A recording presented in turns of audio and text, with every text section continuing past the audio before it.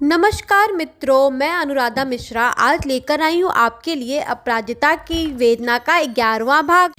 पर शेष नहीं होगी या मेरे प्राणों की क्रीड़ा, तुम पीड़ा में ढूंढा, तुम में ढूंढूंगी पीड़ा। मैं अपराजिता अब अपने वर्तमान के शेष बचे पलों को संदीप, बहू अनीता और पोते पोती के साथ व्यतीत कर रही हूँ। उम्र के साथ सेहत भी बिगड़ी रहती है। सभी बच्चों को बुलाई हूँ मिलने के लिए।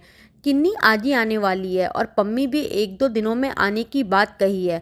पर मुझे उदय के व्यवहार से ज़रूर निराशा हो रही है। उसने एक बार भी मुझसे मिलने की इच्छा जाहिर नहीं की। हो सकता है कोई परेशानी हो, तबीयत ठीक रहेगी तो मैं ही मिल आऊँगी। बच्चा है, उससे कैसी बराबरी। कल डॉक्टर जांच कर गया था और ब्लड भी टेस्ट भी हो गया है और रिपोर्ट आने के बाद दवा चलेगी। संदीप ऑफिस से आया, फिर चाय पीने के बाद बातचीत कर रहे थे कि संदीप के मोबाइल पर फ़ोन की घंटी बजी और यह फ़ोन पम्मी का था।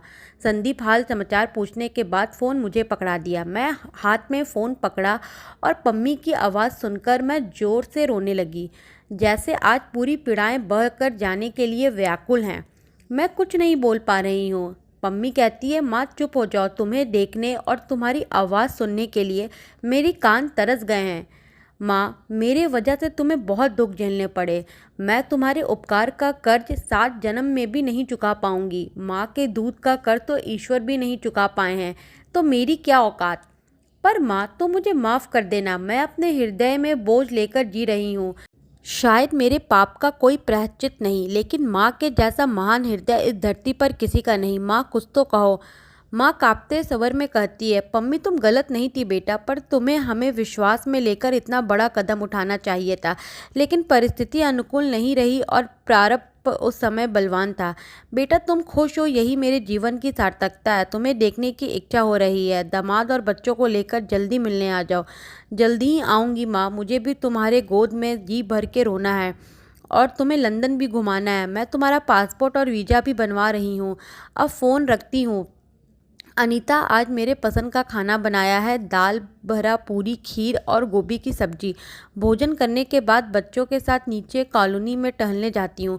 सुबह किन्नी आने वाली है। ऐसा लग रहा है जैसे कितनी सदी बीत गई है। सुबह किन्नी आती है। उम्र से पहले दुख पीड़ा उसे उम्र दराज बना दिया था। उसे देखकर मेरे आंसू थम नहीं रहे थे। मुझे बहुत पीड़ा हो रही थी। मेरा हृदय फटा जा रहा था। उसे देखकर 1 हफ्ता रुककर किन्नी वापस लौट गई। जब वैवाहिक जीवन की शुरुआत अविश्वास से होती है तो अंजाम दुखदाई होने की संभावना बढ़ जाती है। मेरी तरह किन्नी की भी जिंदगी को बर्बाद कर दिया। भाग्य समझकर मैंने स्वीकार कर लिया था और जीवन हर दिन एक नया इम्तिहान लेती रही। लेकिन अब जिंदगी स्थिर है। पति से मेरी आखिरी संवाद कब हुआ था मुझे याद नहीं। पत्नी होने के नाते मुझे उनकी याद कभी आ जाती है। मुझे संदीप के पास रहते हुए 6 महीना हो गए थे। पम्मी लंदन का टिकट लेकर आती है और मुझे कुछ दिनों के लिए अपने पास ले जाती है। मुझे इस बात की खुशी है कि पम्मी का पढ़ाई में लगन और जुनून उसे यहाँ तक पहुँचा दिया और उसने मुझे विदेश की यात्रा करा दिया। यह मुझे सपने के जैसा ही था। पम्मी ने कहा, माँ मैं तुम्हारे संघर्ष और त्याग के वजह से ही यहाँ तक पहुँच पाई।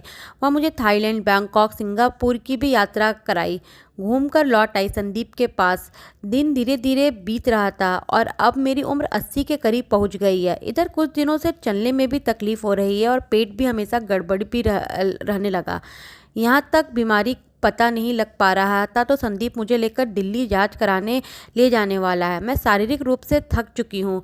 जांच के बाद डॉक्टरों ने संदीप से इन्हें अस्पताल में भर्ती करा दीजिए। संदीप चिंतित दिख रहा है पर मुझे सच्चाई नहीं बता रहा है। लगता है हाथों की लकीरों में अब पड़ाव आज गया है। दिन प्रतिदिन मेरा शरीर गिरते जा रहा है। अब आखिरी सफ़र की कहानी लिखने का समय आ गया है। इस आखिरी पन्ने को लिखने के बाद मेरी कहानी पूर्ण हो जाएगी।